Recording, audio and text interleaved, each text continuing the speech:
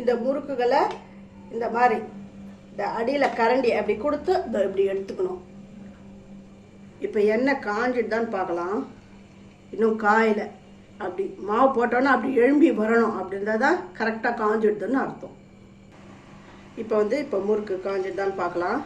நல்லா காஞ்சிடுது, எண்ணெய் காஞ்சிடுது, எண்ணெய் காஞ்சிடுது. இப்போ இந்த சுற்றி வச்சுருந்த இந்த முறுக்குகளை இதில் இறக்கிடலாம்.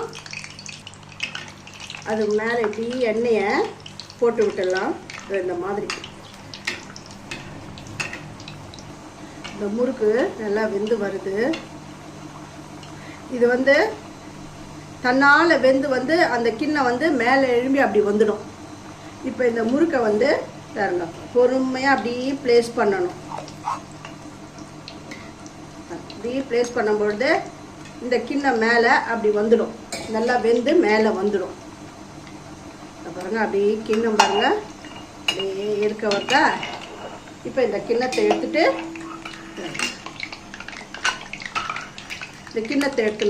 இதில் முறுக்கு பண்ணிடலாம்.